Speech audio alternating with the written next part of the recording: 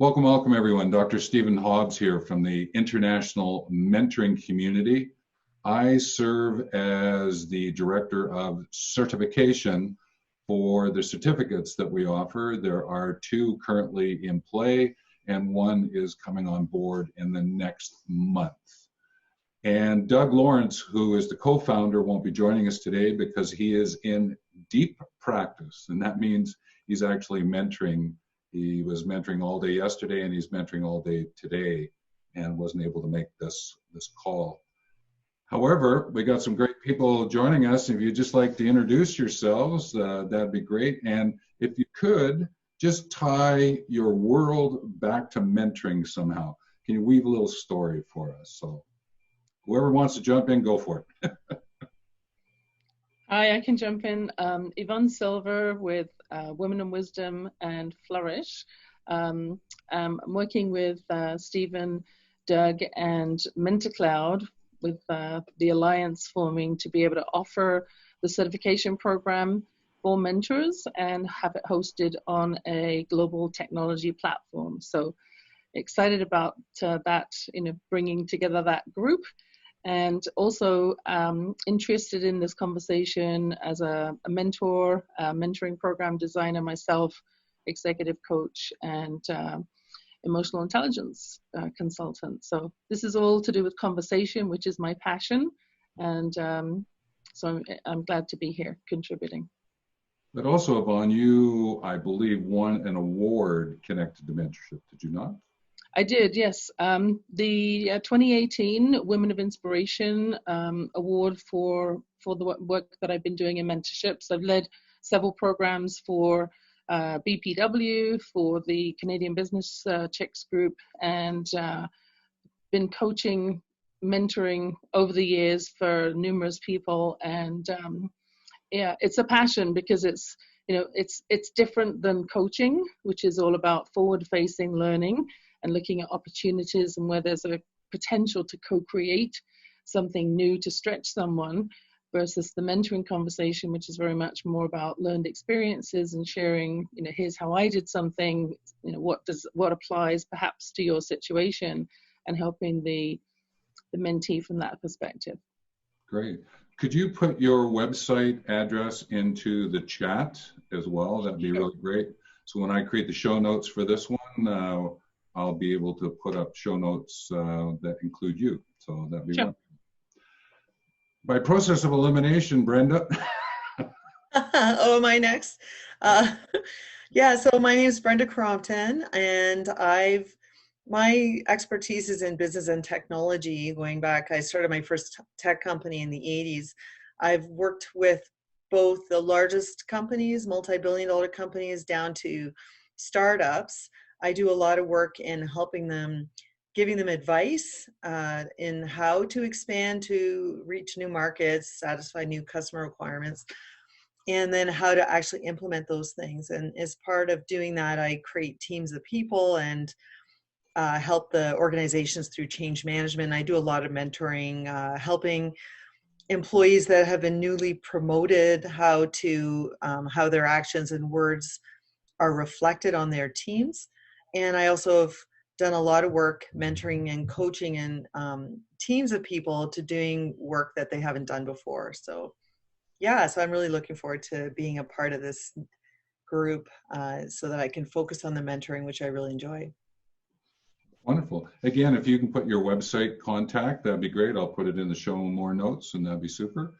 So folks, this is a community conversation about mentoring, which is why I wanted to introduce those who are on the community conversation today.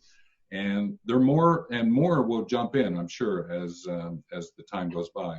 So our conversation one usually focuses on those who are new to mentoring or just put their toe into the swimming pool, so to speak, and are looking at what's going on. So that group might show up. I don't know. Conversation two is about those who have jumped into the swimming pool and are swimming in this world of mentoring, and there's ideas and that people want to explore. And so it's a community conversation. Then one of the things I do is I just say, is there anything you want to chat about today? And then we'll organize an agenda and have some fun. So our first conversation goes until 11 o'clock Mountain. Then we start up at 11:15 and go to 12:45 Mountain. So it's 2 1-hour blocks. So I'm just going to ask, is there any topics you want to explore today? Well, there was an article that caught my attention in on LinkedIn that was circulating just this week, which was from Inc. magazine, that was talking about, excuse me, a lesson in emotional intelligence, and I thought it was really timely because it was looking at what employers could or couldn't do that involve and engage their staff in conversation. And obviously, we all know that when you have a role model leader who is charismatic and engaging, that you're much more likely to take guidance and be engaged in that organization. So I thought that might be something of interest for the group we could talk about and how that connects to mentoring. Sure. So a little bit about EQ and mentoring, and I think you wove in the word conversation, and I think there's some linkages there that we can explore. So that's really great. Okay. Anything else anyone wants? I have a carryover from last week's call, so we can explore that one. But is anything else? Well, I think it's worthwhile, and maybe you've talked about this before, about comparing within the context of these subjects, the difference between mentoring and coaching. Okay.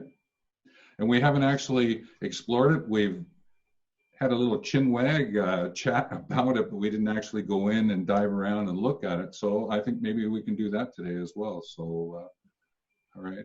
The carryover one was around change and workplace. And the person has a change management, that's the term that's associated with it.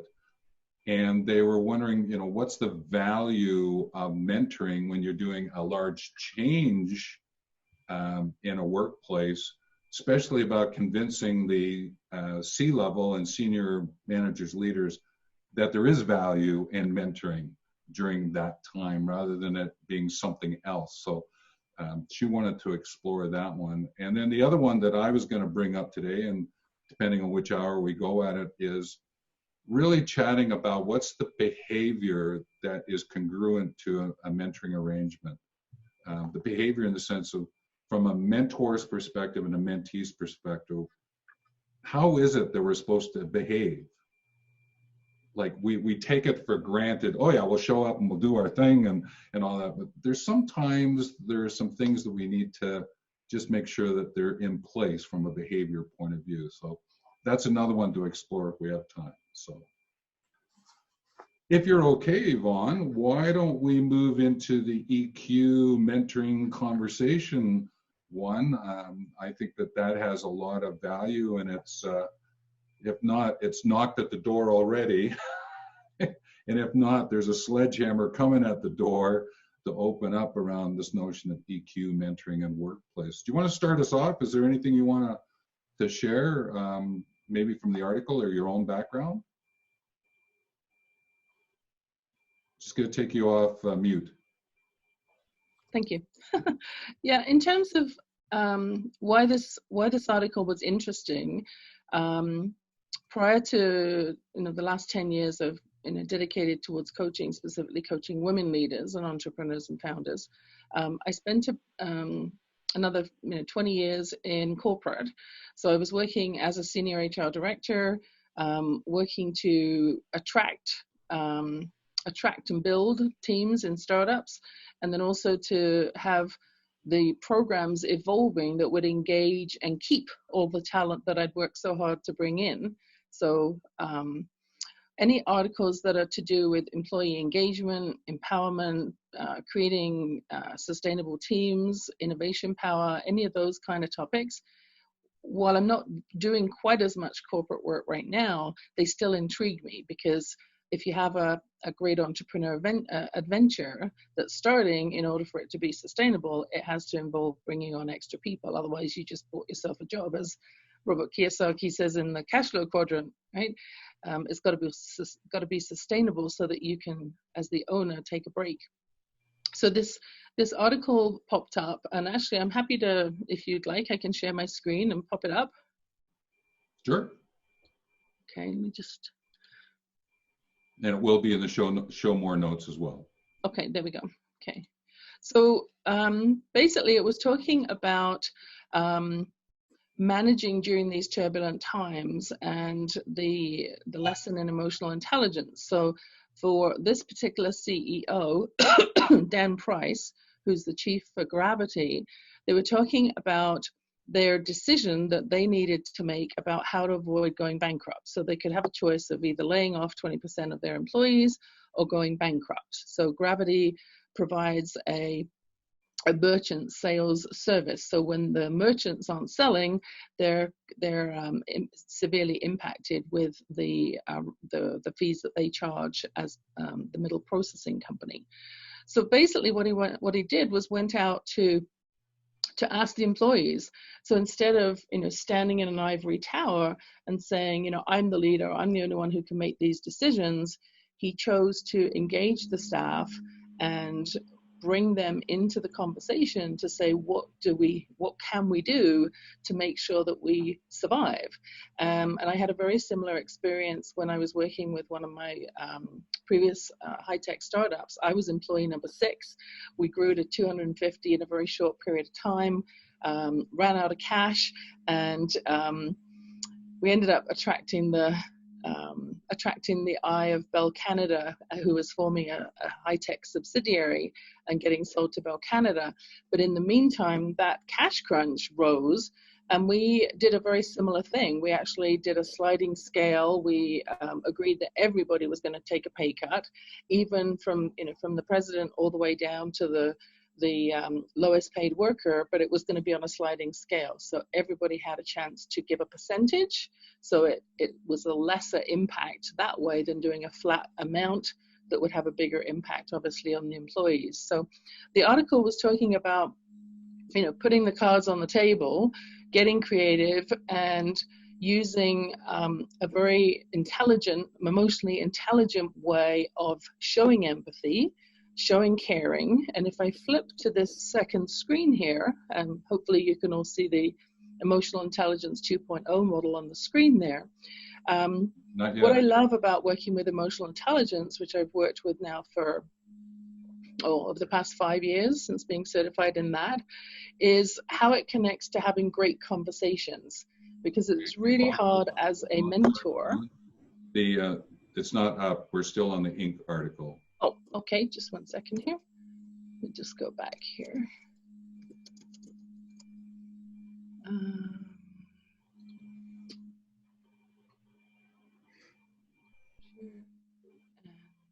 Screen, new share. There we go. There. Is it showing now? It's there. Thank you. Okay, great. So the connection between mentoring and emotional intelligence is, in order for us to be effective mentors, we need to have strong emotional intelligence. We need to be able to show strong interpersonal skills as we're building rapport with a new person who doesn't know us, doesn't know what our background is and how we might be able to contribute to their career, to show empathy and social responsibility. I mean, that's a big piece of the interpersonal component, but also to be able to understand in this model, the decision-making green category looks at problem solving. So it's that delicate balance between telling the mentee what to do or telling them a story that showcases what we as the mentor did and how that might relate and trigger them to start thinking about something that they could apply that's similar, leveraging on the experience, or creating something that's within their risk tolerance level, something that they can take on. Also bringing in optimism. So, whatever the solution is that you're looking for, whatever it is that you're challenged with as a mentee, I, as your mentor, have, seasoned experience in business to be able to share a number of examples of what potentially you could do to approach tackling whatever the challenge or issue is that you're focusing on, but showing flexibility for their answers, And also looking at the topic of self-expression, which is that brown section, is, bringing in, being an assertive mentor, but not so assertive that the person is scared to ask because they feel like it's a stupid question. So it's creating that environment of trust. So for this example, I saw a strong connection between the emotional intelligence used that was talked about in this article of engaging, asking, bringing in the input from the staff, having it be a human conversation, although obviously it's a very inflared topic right now. Everyone's very emotionally charged as soon as you start talking about their pay and their salary, and how emotional intelligence skills could be used to diffuse that situation and bring it back to the word team. So it's not just about the leader and the group, it's about the whole company. Okay. Brenda, any thoughts for what's just happened here? Yeah, I mean, I agree with everything Yvonne said, and it just reminds me of a story that I'm happy to share about how this has the opportunity to show up in real life with a client. Sure, go for it. Yeah, so I was doing a project with an insurance company client, and so what happened is they were implementing technology with their frontline staff to help them do their job. And so the team that was doing that just went ahead and gave all of these frontline people computers without any, without paying attention to the fact that there's a learning curve associated with doing something on a computer in the early days versus, when you just write with a pen, it's pretty fast. So what I did is I pulled a multifunctional team of about 8 to 10 people together from different parts of the organization that were pretty close to the frontline staff. So these are people that really understood the position that these people were in, because the vice presidents across the company shut down the project because it was bringing their business to a standstill. And so what we did together is really exactly what you just finished talking about, Yvonne, is I came with a framework. I explained and showed the group about the framework that we had to do to show in very concrete terms as much as possible the change that was happening within the organization so that we could manage the expectations of the senior people about slowing down production in the early days so that it could speed up later. And then I showed them, we started with some examples where we actually went through together as a group to show them, how do you think about it? How do you quantify it? Knowing that the quantification, it's not like, it's math, but it doesn't have to be perfect. And then sent people away in teams to work on their areas, and then worked with each of the individual teams one-on-one. And the work they did, everybody came up to me afterwards individually and was so pleased with the progress that they made, because in the beginning they felt really afraid and nervous about taking on such a monumental effort.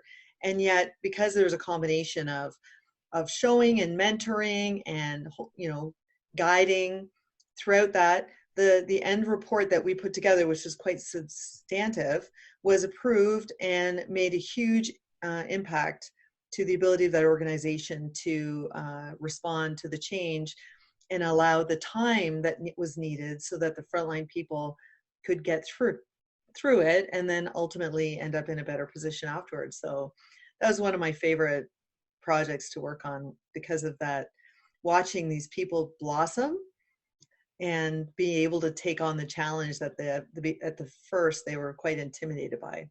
Yeah. And like you, I've worked on many change projects over the years, being in HR and different VP roles, and I think there's the early adopters and then the people that are dragging their heels that don't want to see the change implemented, and yet once they understand that we're all in this together, we're all learning together, and if you lag behind, then you're going to have to scramble and catch up because the change is happening, so you need to get on with it. There's definitely some strong reasons for mentoring to avoid change saturation as well, which many organizations go through when, the executive decides they're going to implement this, and then 6 months later it's this, and then 6 months later it's this, and everyone's reeling from the change.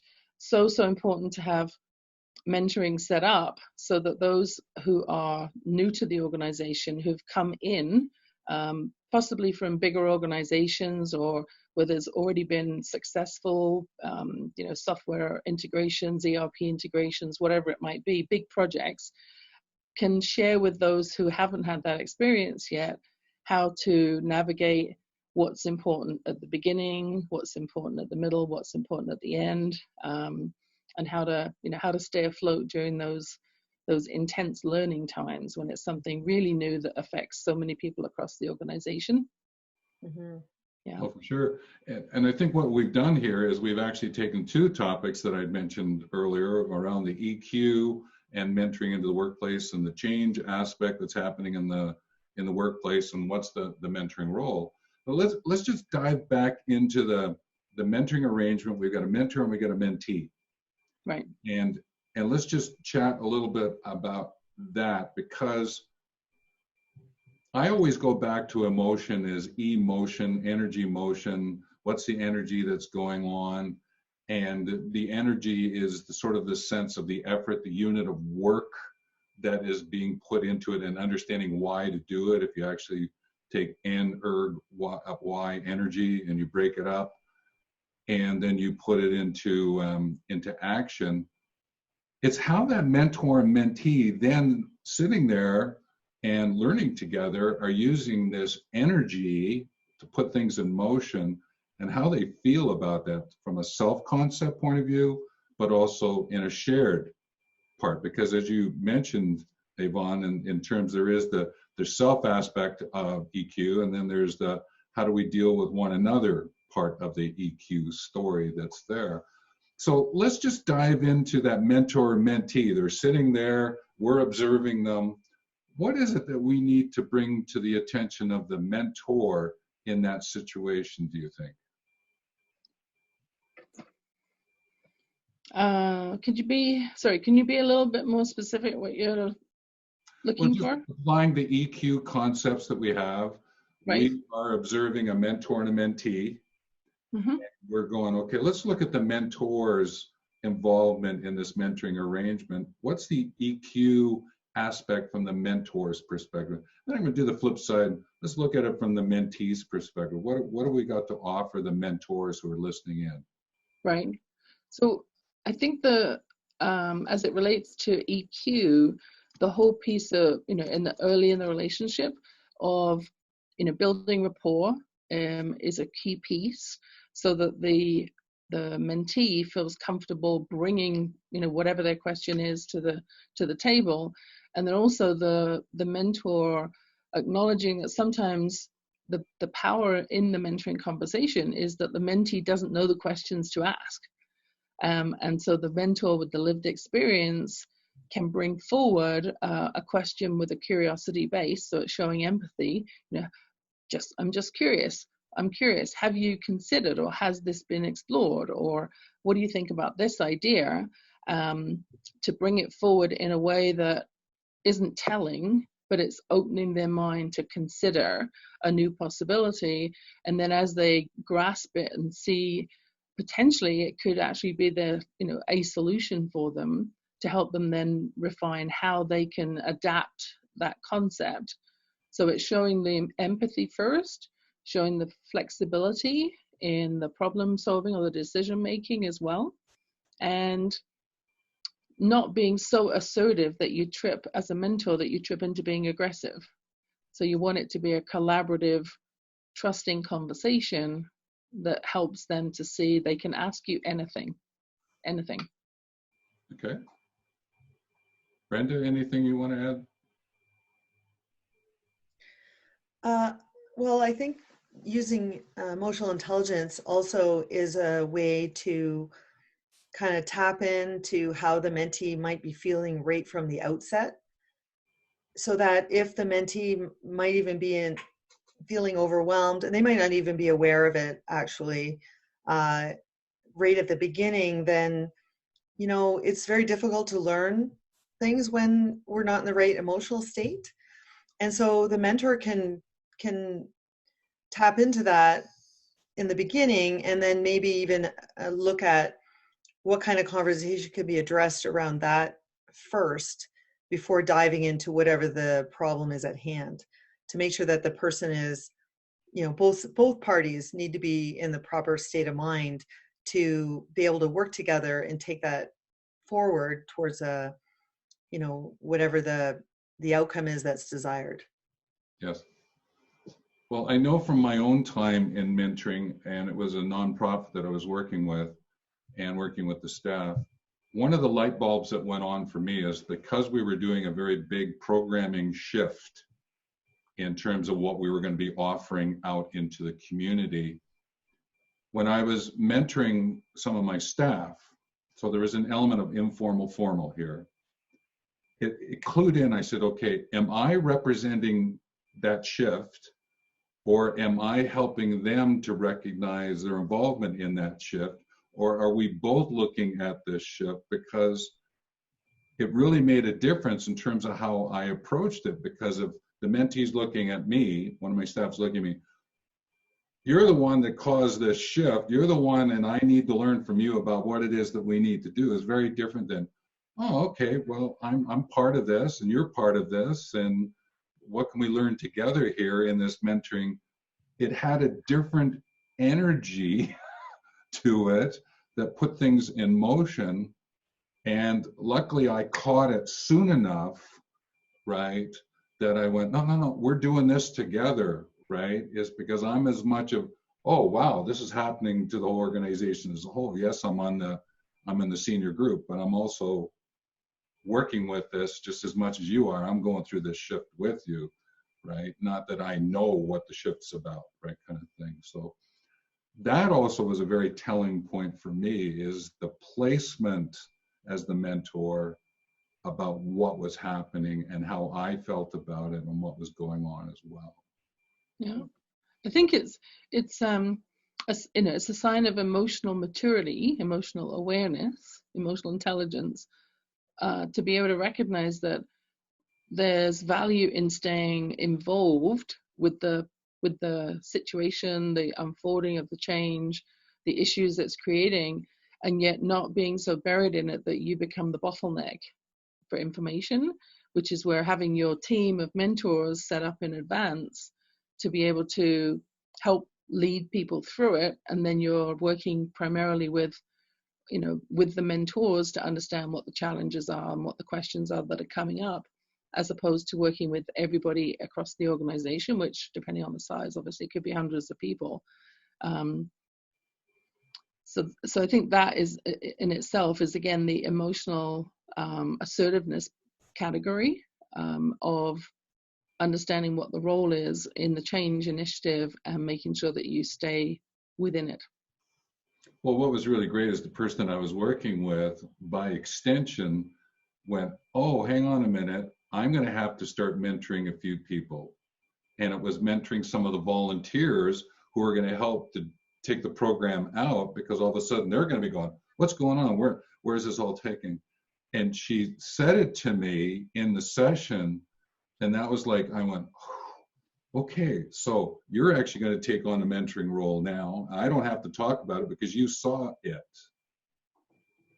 And I just went, wow, I've never had such a great approach to a shift, right? Then, you know, there's others, boy, they've been slogs. You're slogging along at times, right? But this one was one of the most beautiful. It just flowed. And I always said, if I could bottle this, I could probably make a few $1 million, right? But